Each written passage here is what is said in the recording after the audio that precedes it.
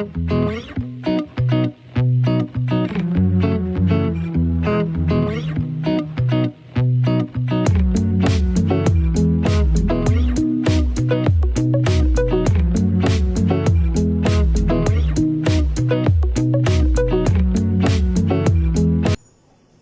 capítulo 11, versículo 1 al 15, vamos a leer de manera antifonal la palabra del Señor. Amén. Amén. Todos en sintonía, todos en el Espíritu. Cuando Jesús terminó de dar instrucciones a sus 12 discípulos, se fue de allí a enseñar y a predicar en las ciudades de ellos. Y al oír Juan en la cárcel los hechos de Cristo, le envió 2 de sus discípulos para preguntarle: ¿eres tú aquel que había de venir o esperaremos a otro? Respondiendo Jesús les dijo: id y haced saber a Juan las cosas que oís y veis.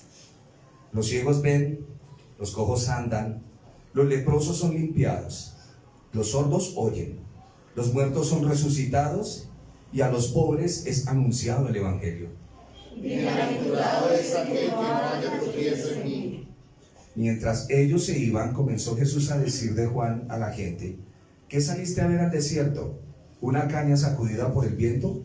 ¿O qué saliste a ver? ¿A un hombre cubierto de vestiduras delicadas? He aquí los que llevan vestiduras delicadas en las casas de los reyes están. ¿Pero qué saliste a ver? ¿A un profeta? Sí, os digo, y más que profeta. Porque este de quien está escrito: he aquí yo envío mi mensajero delante de tu faz, el cual preparará tu camino delante de ti. De cierto os digo, entre los que nacen de mujer no se ha levantado otro mayor que Juan Bautista, pero el más pequeño en el reino de los cielos mayor es que él. Desde los días de Juan el Bautista hasta ahora, el reino de los cielos sufre violencia y los violentos lo arrebatan.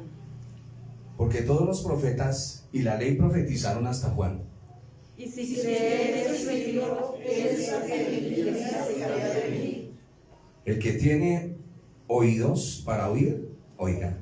Vamos a orar.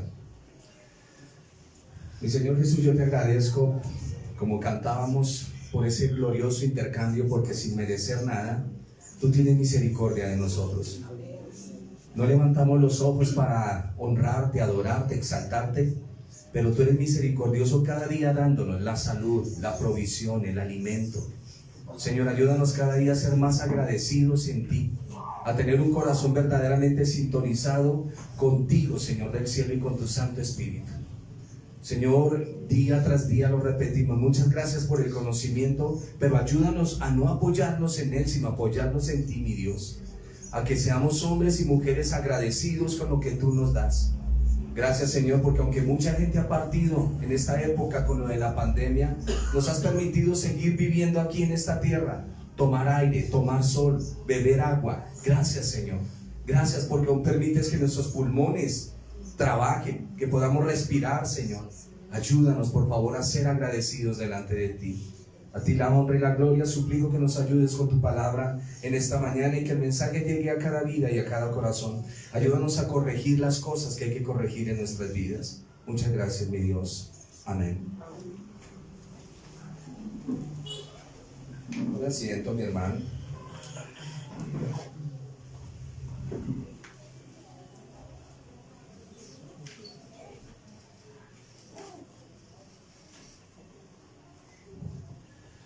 Vamos a nuestro versículo número 1.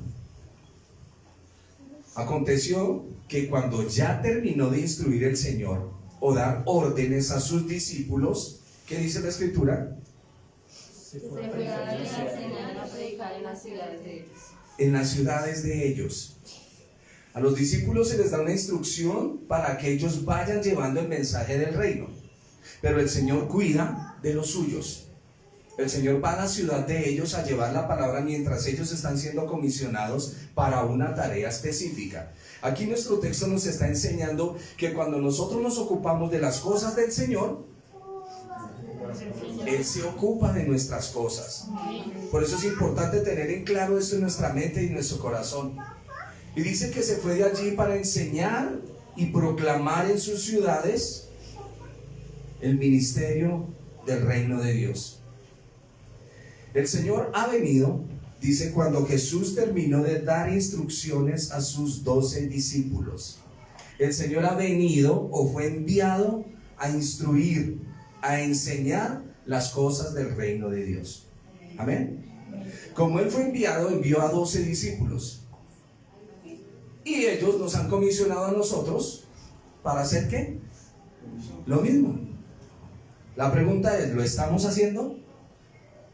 Oraba el hermano esta mañana en el Espíritu diciendo: Señor, ayúdanos a no quedarnos callados, a proclamar el Evangelio. El Evangelio es salvación para las personas, porque muchas veces nos quedamos mudos ante la presentación del Señor que nos ayuda, que nos saca adelante.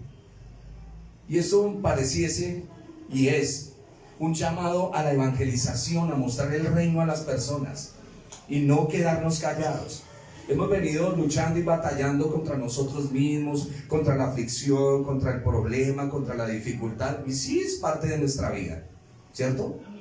Pero la otra parte con la que se quita esa carga es llevando el evangelio a las personas. La carga se hace ligera, porque usted anda proclamando y el Señor comienza a encargarse de lo suyo. Versículo 2. Cuando Jesús terminó de dar instrucciones a sus 12 discípulos, se fue de allí a enseñar y a predicar en las ciudades de ellos. Al oír Juan en la cárcel los hechos de Cristo, le envió 2 de sus discípulos. ¿Dónde está Juan? ¿Por qué?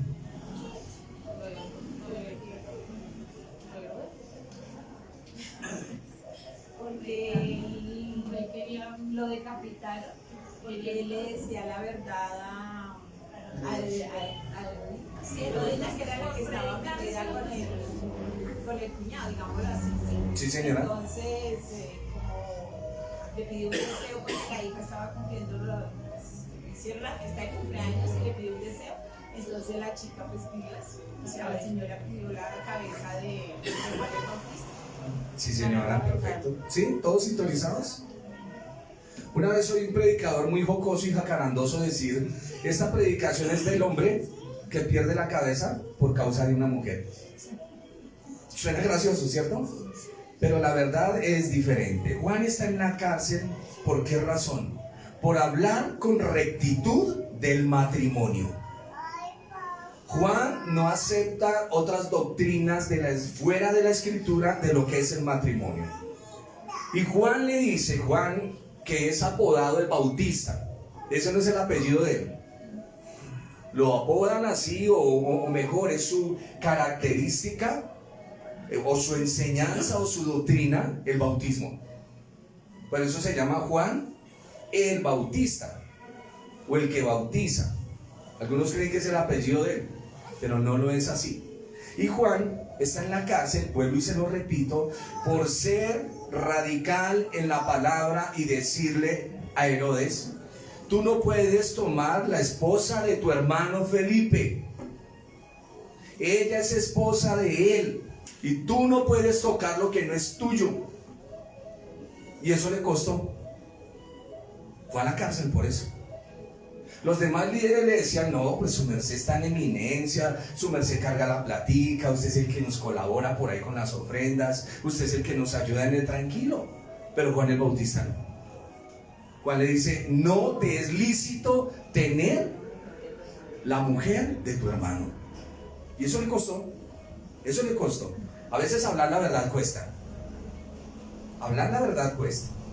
Pero cuando uno está hablando la verdad, lo que quiere es acomodar las cosas donde son para que la persona no sufra.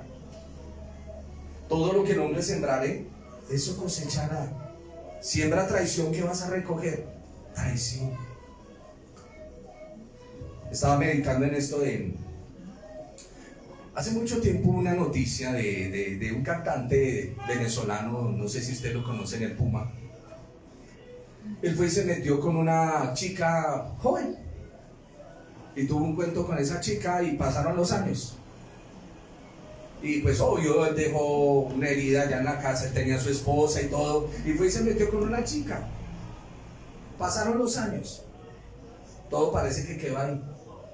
Él tiene su hija crece, y luego viene un tipo y le toca a su hija, un tipo casado. Pasaron los años, eso es noticia, eso está entre las noticias, usted lo puede ir a mirar. Y José Luis Rodríguez, el Pulmán, se ofendió, pero luego alguien vino y le dijo: eso fue lo que usted sembró. Pasaron muchísimos años, pero recogió lo que sembró. Y hay que tener muchísimo cuidado. No se engañéis, Dios no puede ser burlado. Todo lo que el hombre sembrare, eso cosechará, dice la Escritura. Entonces venimos acá. Le estaba diciendo, por favor, camine en la rectitud, no haga eso. Por hablar con rectitud sobre el matrimonio es que Juan está en la cárcel. Y luego viene la historia que nos estaba narrando la hermana Cecilia, que está en la Escritura. Aunque los demás líderes no tenían problema en consentir y aprobar esto, un verdadero hombre o una verdadera mujer de Dios no compromete la integridad de la palabra de Dios. Amén. ¿Suena duro? No, no suena duro, es una realidad.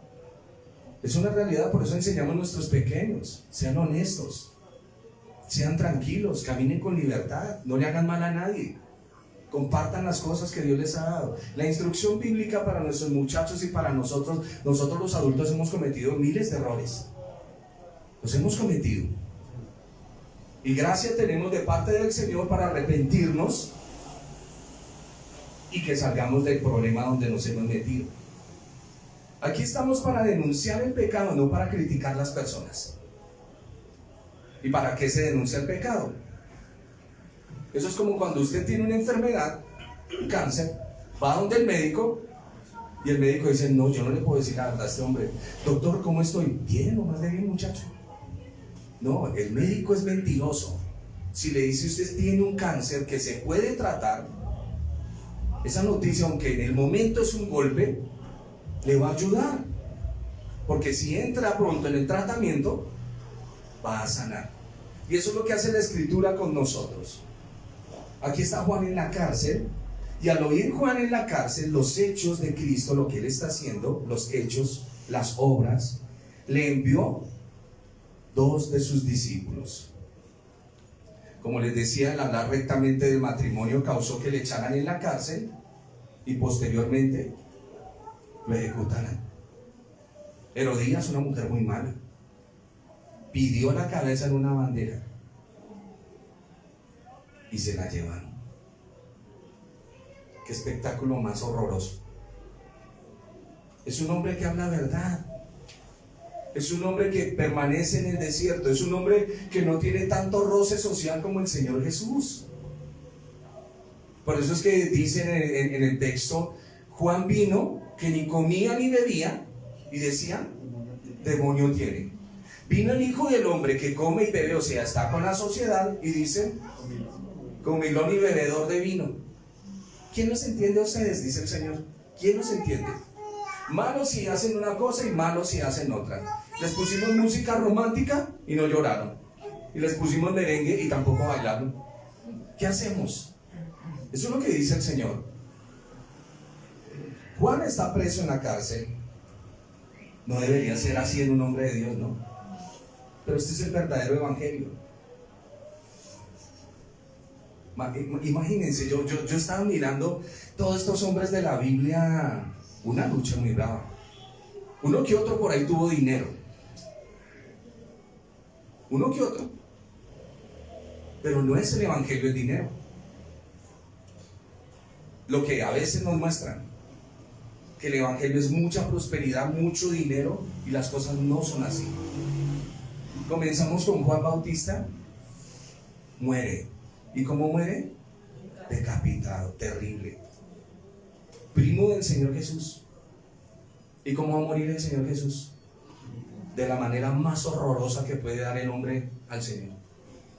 Golpes, escupitajos, le arrancaron la barba, se le arrancaron a manotadas. Dice la Escritura que quedó tan desfigurado que parecía un monstruo. No se hallaba hermosura en él. Eso es lo que damos nosotros. Eso es lo que damos nosotros. Y Juan está preso en la cárcel y mientras estaba allí oía las noticias sobre las obras del Señor. Recuerde que la fe viene por el oír y el oír por la palabra. Y Juan oyó lo que está sucediendo, pero él tiene una pregunta. Él no entró en una crisis emocional existencial. ¿Es usted o no es usted? No, no sucedió eso con él. Porque él, días atrás, se encontró con el Señor Jesús en el río y dijo: este es el Cordero de Dios. Cuando está en la cárcel diciendo: ¿será que sí era el Cordero o no? No, eso no está diciendo Juan. Él no tiene ninguna crisis de identidad y mucho menos crisis de fe. Les decía, la fe viene por el oír, y Juan estaba oyendo lo que el Mesías está haciendo. Está haciendo una proclamación del reino. Y envió ¿a cuántos discípulos? 2. Ustedes saben que los números en la Biblia son muy importantes. Los números en la Biblia son importantes. Envió a 2 de sus discípulos. El número 2 habla sobre una dicotomía, una diferencia de opiniones, 2 opiniones distintas. Por eso es que Juan envía 2 discípulos. Ya vamos a mirar. No es muy larga la enseñanza, pero quiero que le pongan mucho cuidado. Porque estoy leyendo el texto de Juan y lo que nos está narrando aquí Mateo. Porque si no ponemos atención a lo que el Señor nos viene enseñando a través de la Escritura, no vamos a entender con claridad el mensaje de lo que la Biblia nos quiere enseñar en lo que conocemos como Nuevo Testamento. Hay personas que dicen: no, es que eso es del Antiguo. Pero si usted no entiende el Antiguo, mucho menos el Nuevo, no lo va a entender. Por eso es que nos hemos dedicado a estar analizando muchos apartes de lo que conocemos como Antiguo Testamento, que en la Escritura se llama la ley y los profetas. Juan tiene un problema, una dicotomía. Juan tiene una pregunta y le dice: Señor, acláreme algo. Y los discípulos, pues como lógico, los discípulos son la boca de Juan. Cuando hay un buen discípulo, solo habla lo que su maestro le enseña. Un buen discípulo habla lo que su maestro le enseña. Un buen interlocutor. Y es como si Juan estuviera hablando frente a frente con el Señor. Hay credibilidad en los discípulos. ¿Me estoy comunicando? No hay cosa más difícil que tener un discípulo que habla unas cosas totalmente diferentes a lo que se le enseña. ¿Cierto? Eso es grave. Eso es gravísimo. Porque entonces, ¿discípulo de quién es? Si somos discípulos de Cristo, ¿qué debemos hacer? Hablar lo que el Señor habla. Yo no puedo hablar algo que Él no habla. Y los discípulos son quienes hablan aquí con el Señor. Es como si Juan mismo hablara directamente con el Señor. Pero recuerde que Juan está en la prisión. Juan no está dudando.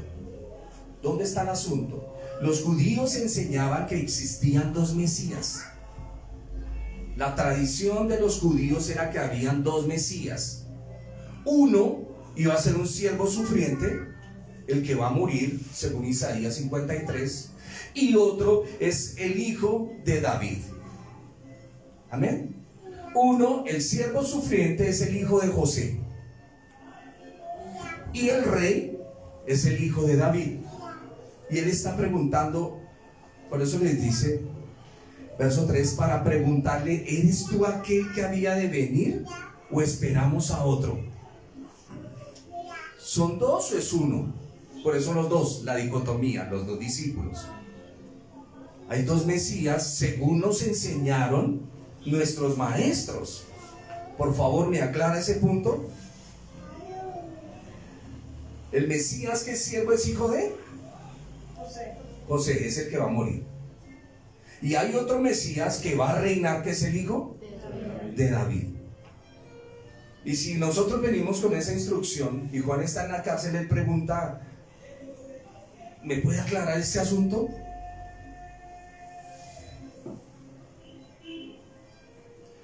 Cuando Juan el Bautista dice: he aquí el Cordero de Dios que quita el pecado del mundo, él sabía que estaba hablando del Mesías, hijo de José. Algunos eruditos o algunos estudiantes bíblicos, cuando leen este texto, dicen que Juan entró como en una encrucijada, como en una falta de fe. No, eso no está diciendo el texto. Por eso hay que analizarlo. Él lo que está preguntando es: ¿vendrá otro? ¿O su merced llena todas esas características? ¿Pero cómo? Si a usted lo van a matar, ¿cómo va a reinar? Es una gran pregunta. Por eso en la respuesta del Señor le va a hablar de la resurrección.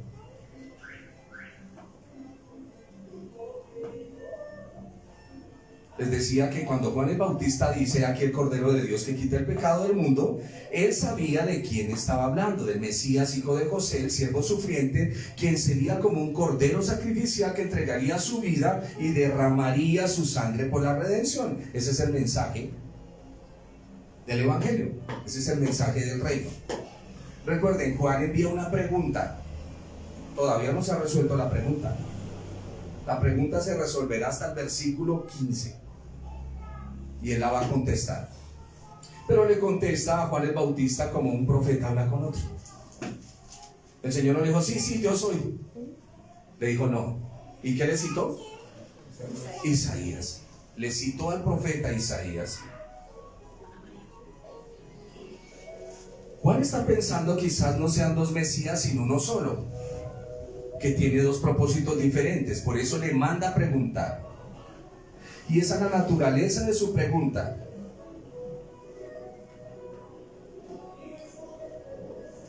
Permítame, que es que el computador a veces se me queda lento. ¿Eres tú o esperamos otro? Versículo 3. ¿Eres tú aquel que había de venir o esperamos otro?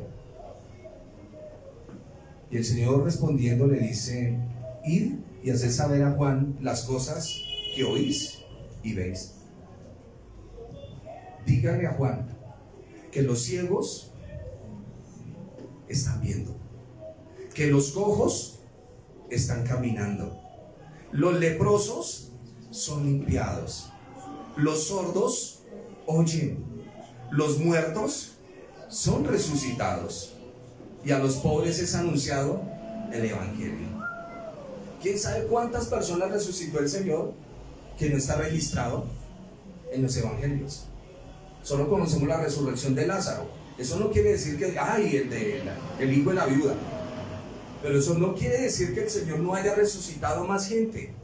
Juan, cuando escribe, dice: si se escribiesen todas las cosas que el Señor hizo, no caben los libros en esta vida.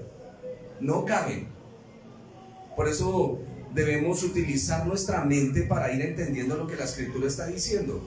Y dice: y a los pobres, ¿quiénes son los pobres? Es anunciado el Evangelio. Los que no conocen, los que tienen necesidad de Dios.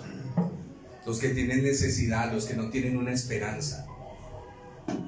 La palabra pobre es usada para describir a aquellos que son pobres en espíritu, que están afligidos debido a que no ven esa esperanza que se cumple. No ha llegado todavía el Mesías, sí ha llegado o no. Por eso dice: y bienaventurado el que no halle tropiezo en mí. ¿Qué es lo que está diciendo el Señor? No se turbe, Juan. Hay cosas que no entiende. Porque muchos me ven como el siervo sufriente, pero no saben lo que va a suceder. Porque el Señor dice: es necesario que el Hijo del Hombre padezca en manos de pecadores, entregue su vida. ¿Y qué dice? Y al tercer día resucitará. Por eso Él viene diciéndoles, porque cuando matan a Jesús en la cruz, al Señor, todos dicen: hasta ahí llegó todo. ¿No ven que los discípulos se van? Ya, se acabó aquí todo. Y un día pues se reunieron a hablar del Señor y dijeron: tremendo lo que pasó con el Señor. Pero antes, en el camino de Maús, hablan con un extranjero y dice: ustedes no saben lo que sucedió. Jesús de Nazaret le pasó esto y esto y esto. Pero ellos quedaron ahí quietos. Por eso el Señor dice: bienaventurado el que no encuentre el tropezadero, sino el que escucha. Por eso dice: el que tiene oídos para oír, que oiga. Sí, me estoy perfecto. Que no se vean ofendidos, que no se escandalicen. Mire, para nosotros es fácil coger el texto y mirarlo, pero no es fácil estar en la época del Señor cuando le seguimos y aquel maestro que seguimos lo matan de la manera más despiadada. Eso le crea a uno algo: dolor, tristeza, amargura, impotencia. Que Pedro sacó la espada y dijo: no, yo aquí defiendo. Y el Señor le dijo: guarde eso. Y el Señor dice: bienaventurados, porque ustedes todavía no tienen la revelación completa, pero yo les vengo diciendo. Bienaventurados, felices o bendito toda persona que no se ve ofendida, que no se escandalice el día de mi crucifixión, el día que me colgarán en el madero. Porque el día que me cuelguen en el madero, todo el mundo va a decir: solo cuelgan a los malditos en un madero. Maldito todo aquel que es colgado en un madero. Porque Él es el hijo de David. Es el rey de reyes y señor de señores, pero todavía no se sabe hasta que la muerte no pueda retenerlo.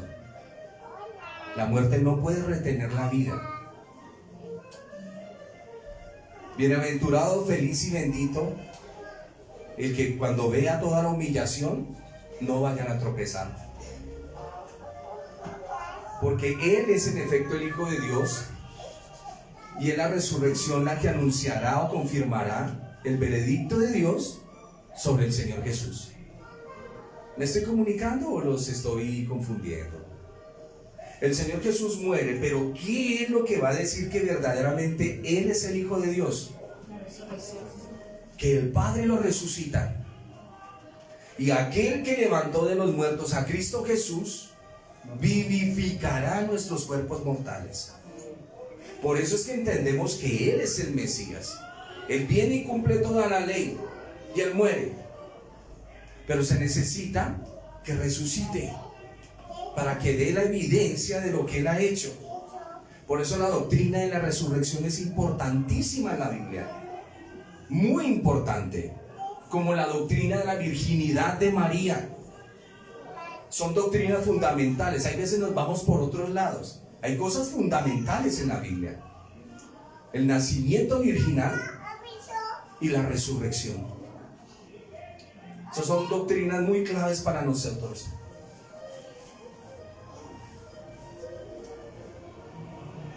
Versículo 7. Acaba de hablar el Señor, y mientras ellos se iban, comenzó Jesús a decir de Juan. Le dijo a la gente: ¿qué saliste a ver al desierto? ¿Una caña sacudida por el viento?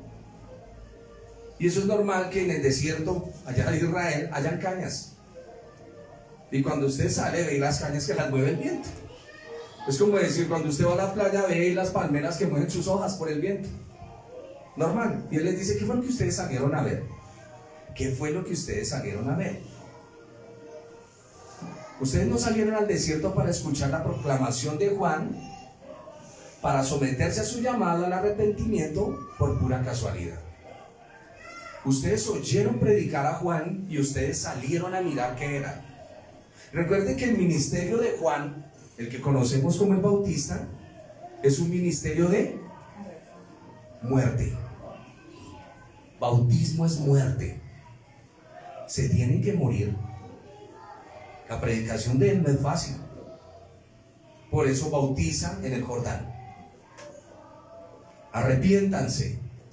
Y los que se arrepienten, entren al agua. El agua representa cuando sumergen a la persona. Recuerden que el bautismo bíblico era sumergir 7 veces a la persona en el agua. No una sola vez como lo hacemos nosotros. 7 veces. Por eso es que Naamán tiene que zambullirse 7 veces en el Jordán. Es un ministerio de muerte continua. 7 es perfecto. Los números en la Biblia son muy importantes. No lo olviden, para que ustedes puedan entender lo que la Escritura está hablando. Entonces tenemos aquí un contexto. El Señor está hablando del reino. Hay un hombre que viene proclamando que Jesús es el Señor del reino, pero tiene una pregunta. ¿Es usted solamente o viene otro? Aclárenme ese puntico, por favor. Y el Señor le dice a la gente: ustedes no salieron por casualidad. Ustedes entendieron que está sucediendo algo importante y por eso bajaron a las aguas. Por eso se identificaron con el bautismo de arrepentimiento. ¿Sí estamos? Eso para ir entendiendo el ministerio de Juan y el ministerio del Señor. Ahora, cuando el Señor habla en la Escritura, hay que ponerle muchísimo cuidado, porque sus palabras solo las entiende si usted ha tenido contacto con la ley y los profetas. Si no, las predicaciones del nuevo nos pueden salir de una imaginación creativa, pero no del texto bíblico. Por eso nos es importante mirar los bautismos en el Antiguo. El bautismo que tuvo Noé.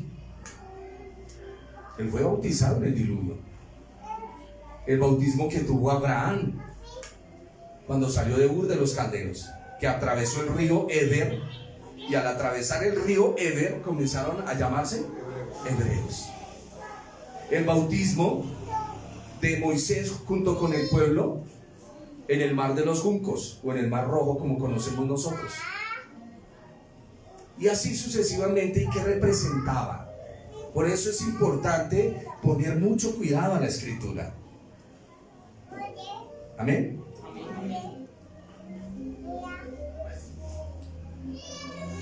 La gente reconoció.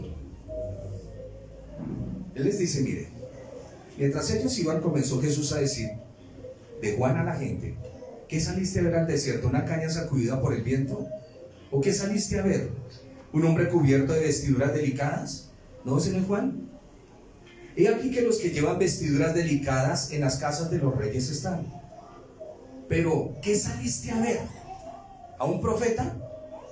Todos dijeron sí. Y él dijo: sí, os digo, y más que profeta. Esta es la respuesta para Juan el Bautista y el pueblo. Juan no envía por casualidad 2 discípulos a preguntarle al Señor frente a una multitud de gente. Juan tiene una pregunta, pero la gente también la tiene, y él les va a aclarar. Ellos reconocieron que Juan era un profeta, ¿cierto? ¿Recuerdan las vestimentas de Juan?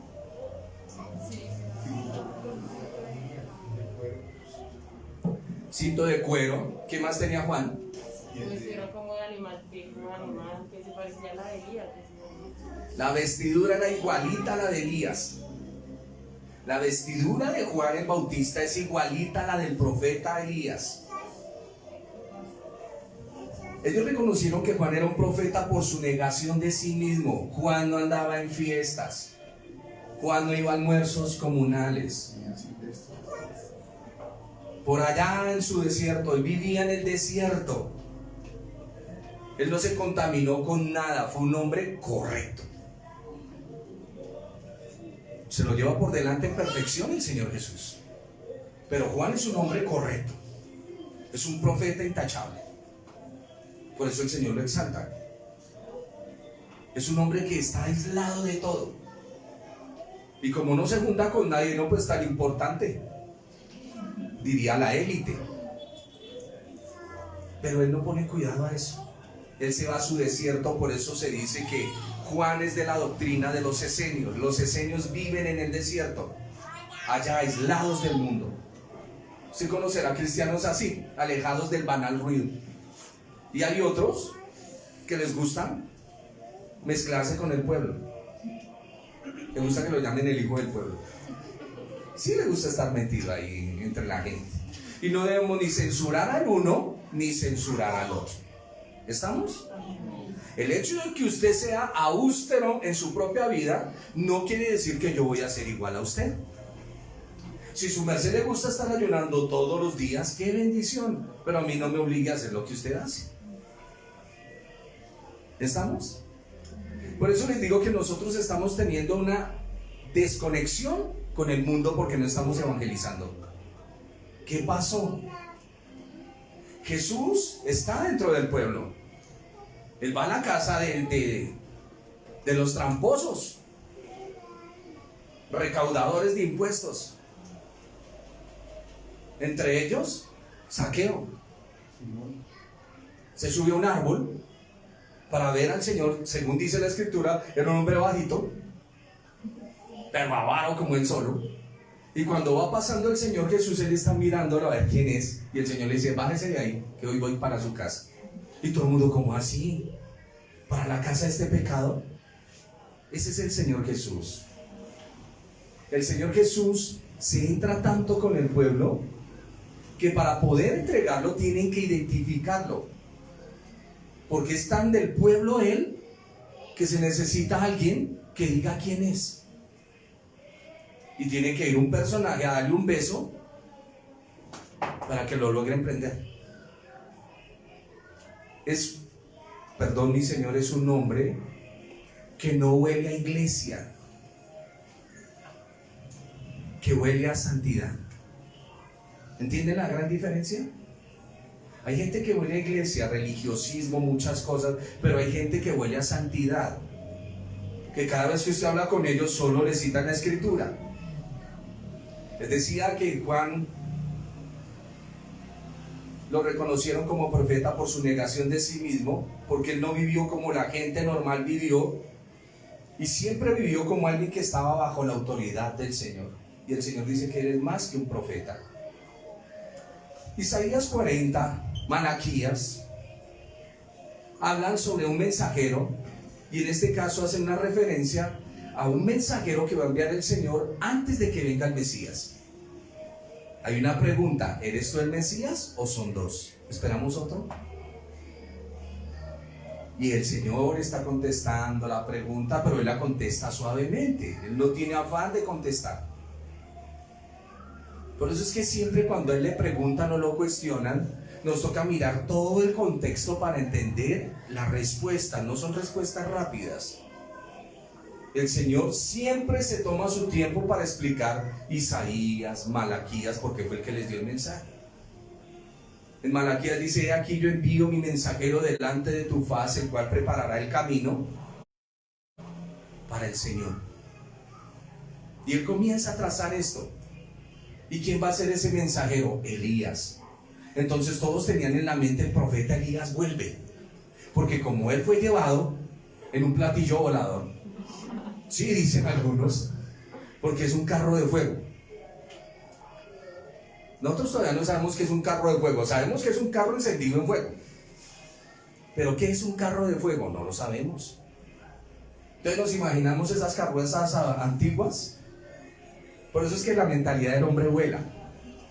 Si usted mira el libro de Ezequiel, usted ve platillos voladores por todo lado. Dice que había una esfera grande con luces que daba vueltas y vueltas y vueltas. Platillos voladores. Sí, para nuestra imaginación, ¿no? Eso no quita que si existan o no existan. ¿Habrá vida fuera de la tierra? No lo sé. Lo que sí sé es que a mí me pusieron acá. Y el Señor vino a redimir la humanidad, la que vive aquí en esta tierra. ¿Hay más mundos? Sí. Hay galaxias, hay muchas cosas. Pero ahorita estamos empeñados es acá. No vaya a salir: ay, el hermano nos enseñó que los platillos voladores, ovnis, los Anunnaki y todas esas cosas. No me van a salir con eso.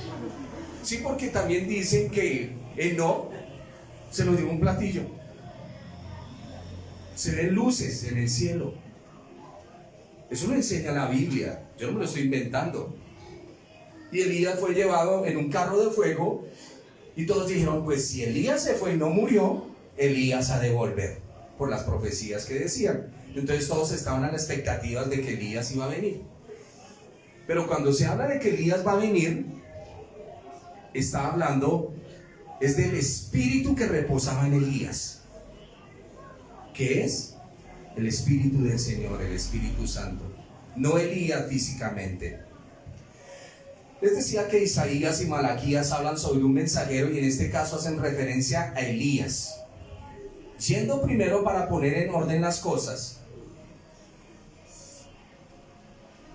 Y el Señor dice que es Elías, es Juan el Bautista. Y si él da una explicación de que Elías es Juan el Bautista, ¿Qué es lo que me está diciendo en yuxtaposición o al frente? Yo soy el Mesías. Y solo hay uno. Pero lo explica con Juan y el mensajero. Por eso es importante mirar al Señor, mirar la Escritura. Esa es nuestra lucha. Nosotros estamos abordando un libro preciosísimo que es el libro de Isaías. Y usted ve que el cautiverio, que los asirios, y como que se torna cansón. Pero no es cansón, es mirar. Porque el Señor dice, para los que creen que esto es cansón, les voy a hablar por parábolas. Y oyendo, no entenderán. Y viendo, no verán. Por eso hay que ponerle mucho cuidado al texto. La Biblia es un libro espiritual. Porque es dictada por el Espíritu del Señor. Y solo en el Espíritu se entiende. No de otra manera. Por eso es nuestra lucha, hermano, no se suelte. Vamos con Isaías. Ahorita en el capítulo 40 ya descansamos un poco de tanto cautiverio y de tanta... Y vamos a comenzar a ver, llamémoslo así, el protoevangelio. El siervo sufriente, muchas cosas, mucho del Señor, lo vamos a ir analizando y entendiendo. Pero mis hermanos, siempre poniendo mucho cuidado a la Escritura. Les decía el miércoles pasado, si el Señor solo le pide a su merced 3 horas en la semana, hágame un favor y déselas. Deje de estarle dando miserias al Señor. Los miserables dan miserias. Los ricos dan de su riqueza. Dice la Escritura que cuando fueron a dar ofrendas en el templo, la gente echaba de lo que les sobraba. Mas una viuda dio desde su corazón. Dijo, el Señor se encargará de mí. Aquí no se trata de la cantidad, ¿no? Se trata del corazón, cómo está sintonizado con el Señor. Y todo lo que tú des, ¿das algo por obligación o das algo por amor? ¿Sí? Eso es como el hombre que tiene amante y va y al amante la trata muy bien y luego llega a la casa y se siente mal y dice, no, qué pena, yo a ella también le voy a llevar una chocolatina. Sí, hay hombres que son así. Ya el cara dura no lleva nada. Y es importante entender que siempre tenemos en el corazón ese instinto. ¿Damos a nuestros hijos algo por amor o porque me toca? ¿Le doy algo a mi esposa por amor o porque me toca? ¿Por qué hago las cosas? Y vuelvo, si usted le da la calidad de tiempo a su Señor, Dios honra a los que le honran. Y eso se apréndalo de aquí para siempre. A su Señor trátelo con el mayor respeto. Es su invitado en su casa. Es su Señor. Él merece toda honra. El día de la reunión les he dicho, muchas veces ponemos la predicación mientras yo hago oficio, voy barriendo, voy poniendo cuidado. No, un momento. El momento de la predicación es para que te sientes y escuches el mensaje. Es tu tiempo con Dios. No es para lavar, no es para planchar, porque no le estás dedicando el tiempo a tu Señor. Y caemos en ese facilismo. Por eso es que no aprendemos la Escritura. Por eso es. Solo mire, le van a enseñar una receta en YouTube para que haga un arroz trifásico. Y usted comienza a hacer, si usted no le pone todo el cuidado, usted no va a saber qué es lo que va a hacer. Lo mismo nos pasa con el Señor. Él está hablando acá, podemos pasar muy rápido el texto, pero si nos ponemos a colocarle cuidado al Señor, vamos a aprender. Entonces les decía que este mensajero va a colocar las cosas en orden, va a preparar el camino para el Señor. Él viene con el espíritu de Elías y el Señor Jesús dice que Juan el Bautista es quien cumplió este rol de Elías. Entonces, si Juan el Bautista es Elías, el Elías que ha de venir, ¿quién creen que soy yo? Dice el Señor. Si Él me preparó el camino a mí, ¿quién soy yo?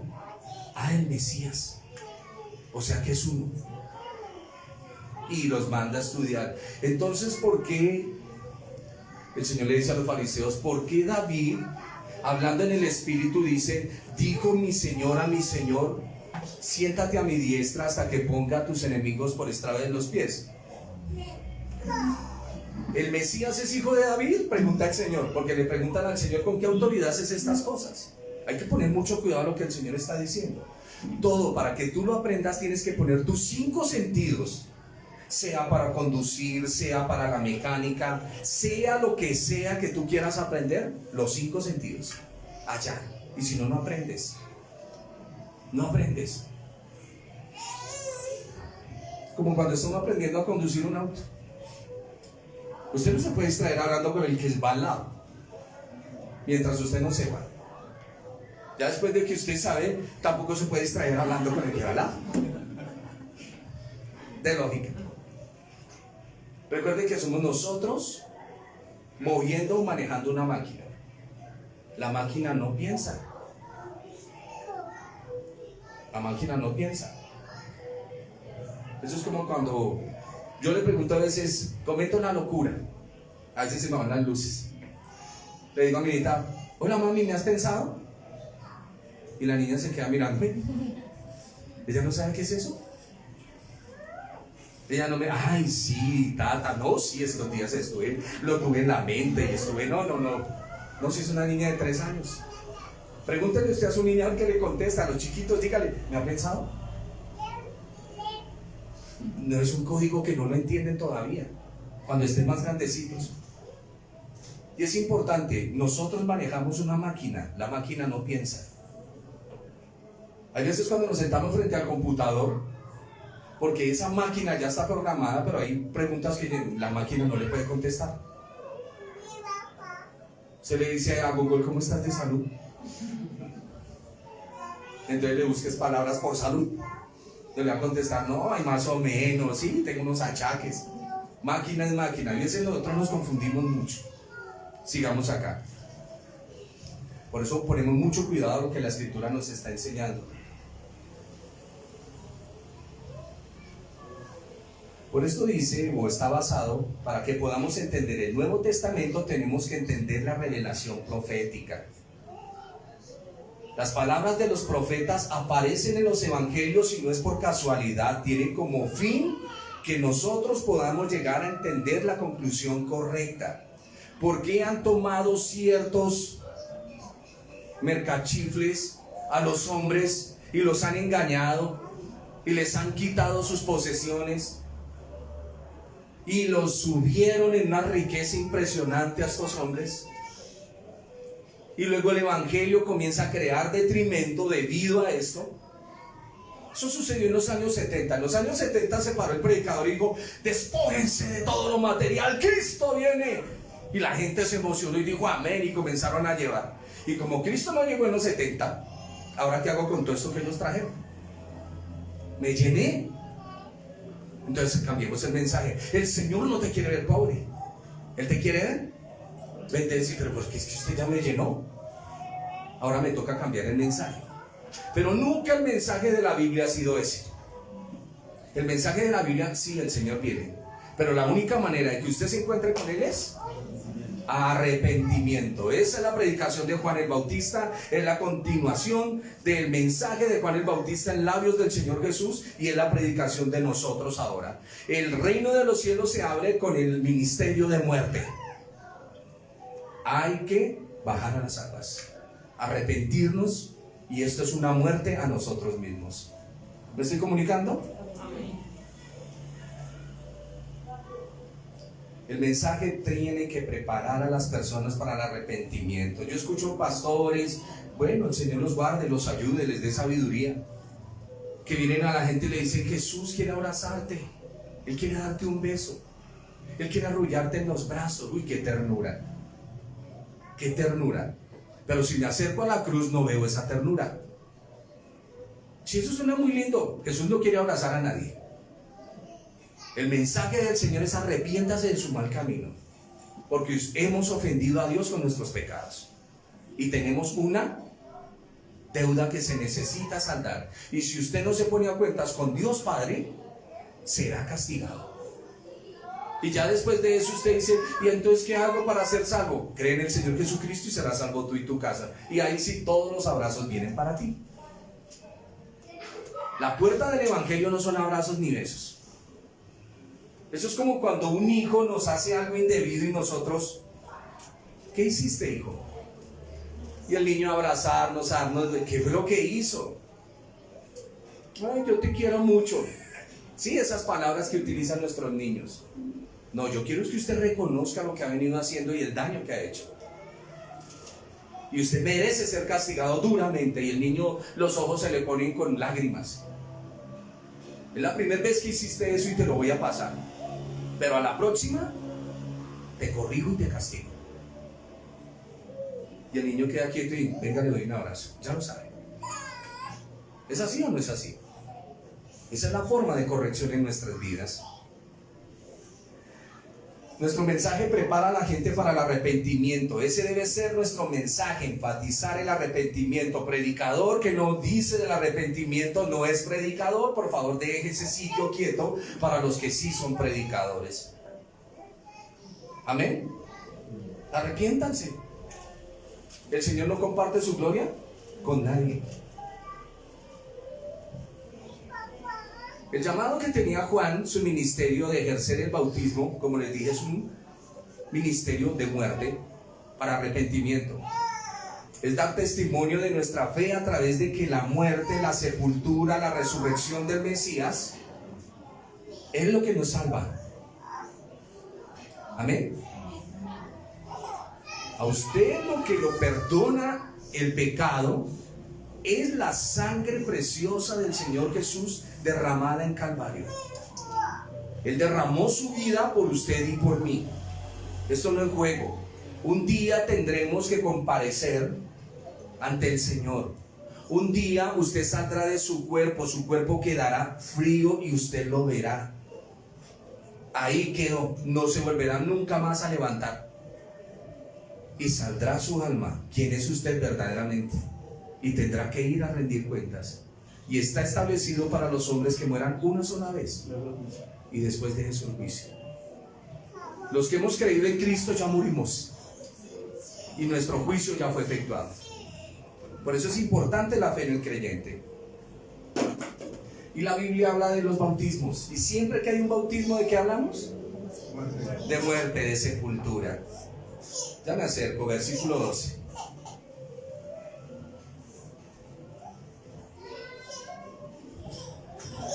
Porque este es de quien está escrito: he aquí yo envío mi mensajero delante de tu faz, el cual preparará tu camino delante de ti.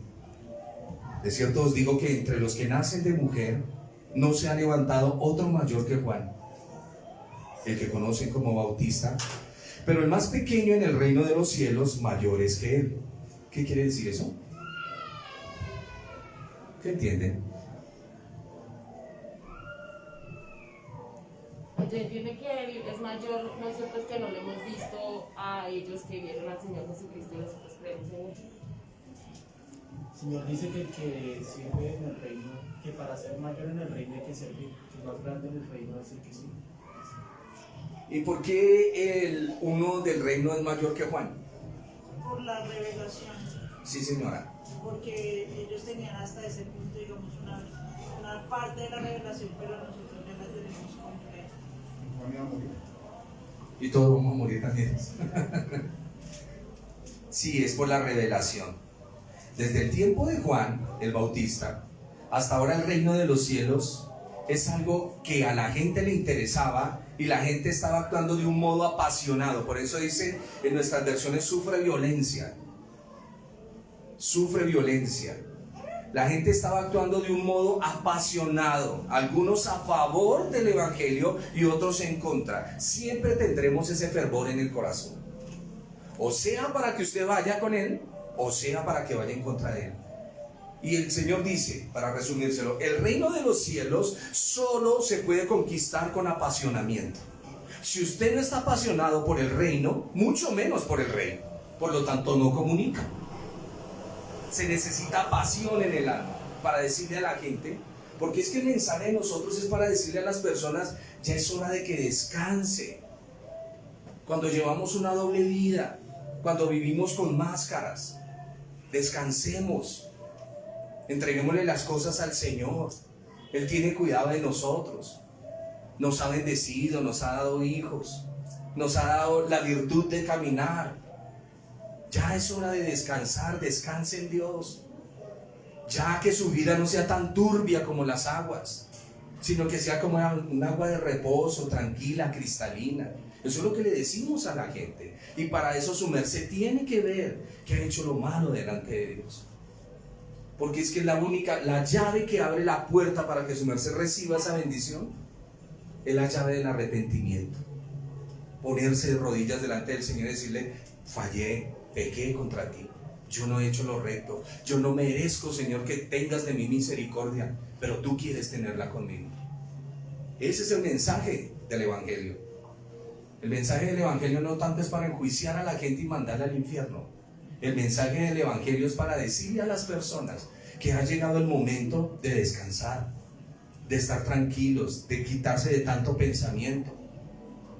Oraba la hermana, debido a que nosotros no hemos hecho ciertas cosas, hemos tomado muchas veces decisiones malas. Cualquier decisión mala que usted cometa hace sufrir a sus familiares. ¿Los hace sufrir o no? Papá, mamá, algún hijo que se me meta en problemas. Cuando mis hijas dicen vamos a salir por allá de juerga, comienza la lucha en mi corazón. Señor, guárdalas. Yo no sé qué trae la calle esa noche. Yo no lo sé. Y viene mi temor. Y siempre, cuando se hace algo indebido, a mis hijas les enseñé durante mucho tiempo, cuidado con esos paquetes de llevar que no son suyos. Que guarde usted que usted es el más lanzado. No, señor. Usted no se comprometa a tomar nada que no sea suyo. Guárdese. Que usted es el bobo de paseo, sí, todos somos bobos, pero estamos bien. Pero proclamemos el Evangelio con ese apasionamiento. Si usted ama al Señor, proclámelo como es. Pero es que decimos, no es que yo le hablo a la gente del Evangelio. No, es que usted no lo habla con pasión. Pasión que consume.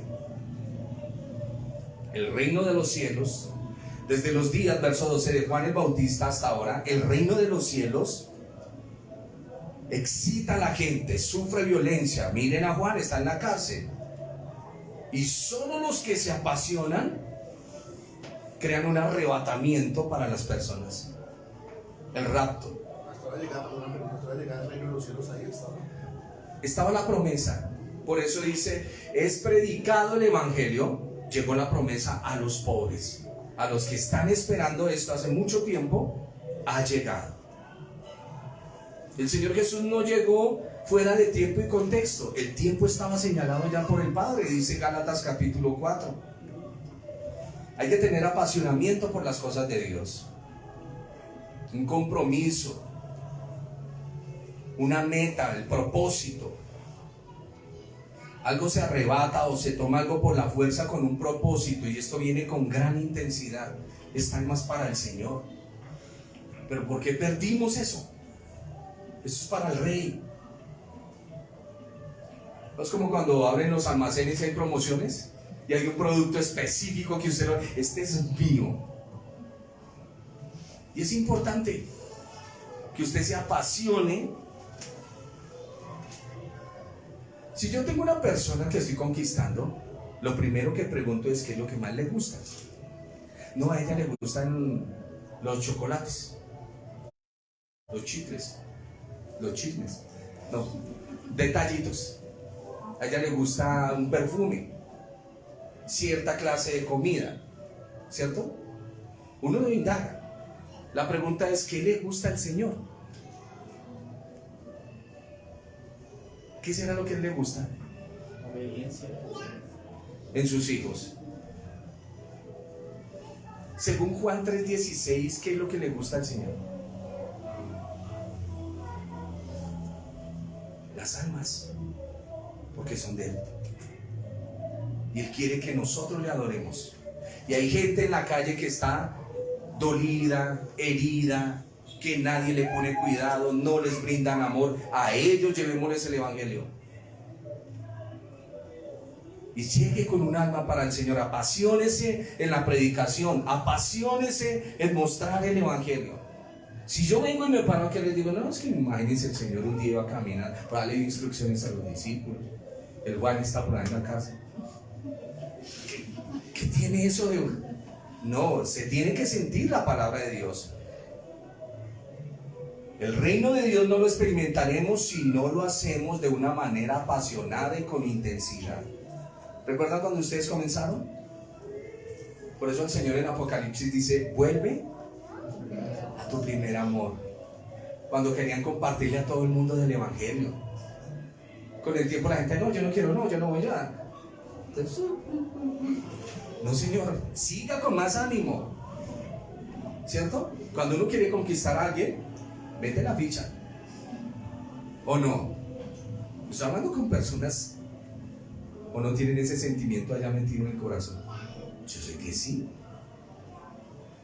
Dice, desde los días de Juan el Bautista hasta ahora, el reino de los cielos sufre violencia y los apasionados lo arrebatan, porque todos los profetas y la ley profetizaron hasta Juan, el mensajero delante de tu faz. Y si queréis recibirlo, él es aquel Elías que había de venir. Esta es la respuesta. ¿Eres tú? Sí, soy yo. Pero él nunca va a decir, soy yo. La ley y los profetas dieron información con respecto al reino de Dios, y él dice ahora, y revela que Juan vino a ministrar con el espíritu de Elías. Y esta es la respuesta a la cual comienza nuestro capítulo.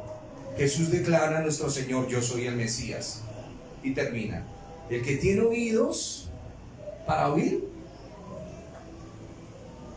Hay gente que tiene oídos, pero no escucha. ¿Ha oído esa expresión? Usted no escucha consejo. Oyen, pero pesadamente. ¿Por qué? Porque no presta atención. No presta atención. Por eso los profesores en los colegios, cuando ven que el niño se distrajo en el salón, o el joven, o quien sea, le dicen, hey, ¿qué pasó? Y vuelve otra vez y le captura la atención.